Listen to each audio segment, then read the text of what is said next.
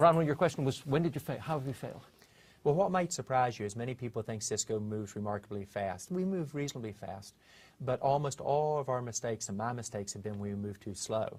Now, part of the reason we may have moved too slow is we didn't have the IT structure in place to be able to move at the speed we needed, because IT should enable all my business strategy.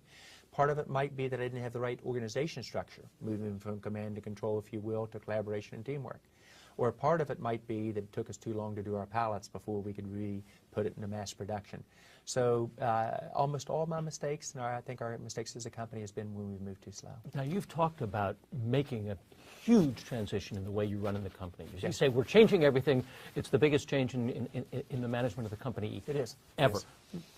What is that change? Well, I would say there was one that was very similar to it, which gives you the confidence about doing it a second time.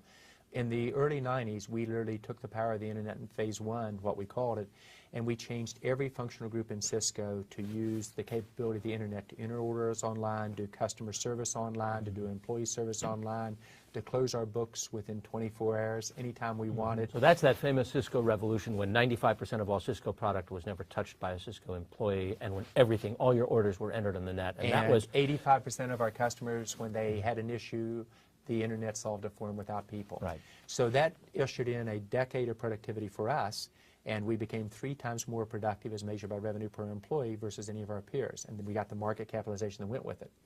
The last couple years, productivity in this country has dropped off. And by the way, we were the ones that predicted productivity would go from 1% to 2% all the way to 5%, and it did from 1997 through 2004. Now we think you're going to see this next wave. It will be built around something that actually our children and young people invented in social networking, except we'll bring it to business with process, with discipline, common vocabulary, common review cycles, resource allocation, top management focus on it, etc. And we think it will have the exact same implications on productivity for Cisco, first doing it ourselves, then for our customers, and then for countries around the world. And the top economists who we worked with in the first transition would probably say in the second transition, don't bet against them. So what you're doing, you're creating, you call them professional networks or professional? We call them business networks. And so we label them different depending on what we want to do. Our network that runs the company is the operating committee, the top 11 people.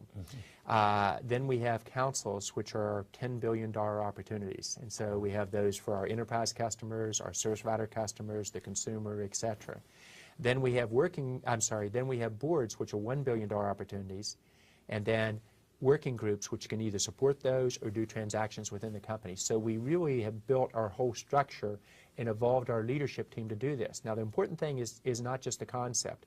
In each one of these business social networking groups, I take 2 leaders, co-chairs, from any 2 functional groups, and they lead it, and then we have a leader from each functional group who has to be able to speak for the whole functional group, be part of that. So that becomes the operating committee on this topic.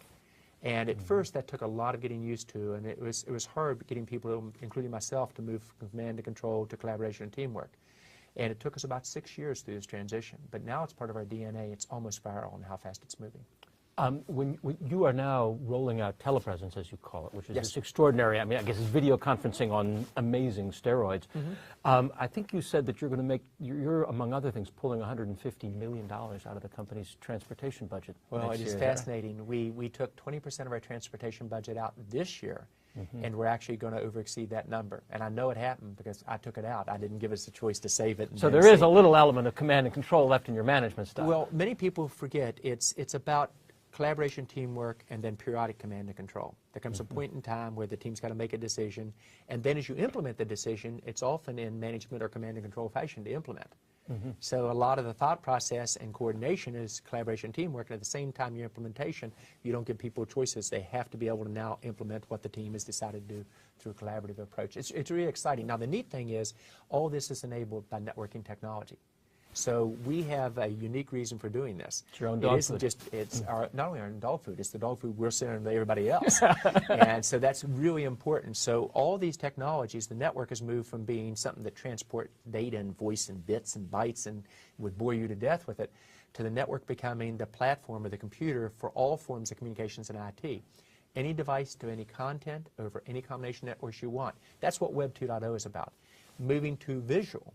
Because most of us are not very good on a keyboard, including myself. I can talk 200 words a minute, But with visual, you suddenly change the whole thing. So it's data, voice, and video in Web 2.0 combined. And Web 2.0 is nothing more than a set of network technologies such as blogging and web services, et cetera, that combine to achieve these co-labor of resources, which is what collaboration is. What's the stumbling block or first of all, what's the stumbling block you tripped on, and what are the ones that you saw that were most common?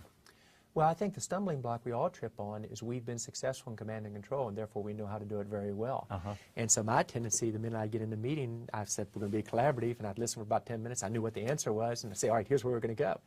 And you have to let the team go through that and give them the time to come to the right conclusion. And by the way, within a very short time period, they usually would make as good or better decision than I did once we got this process going. So it was having the patience, and then myself moving out of the command and control to be part of the group thinking together, or just being on the outside letting the group think. So I've always believed in leading from the front or leading through collaboration. We've always led from the front at Cisco. Now we're starting to move to leading from the middle, leading as part of a social networking or business networking group.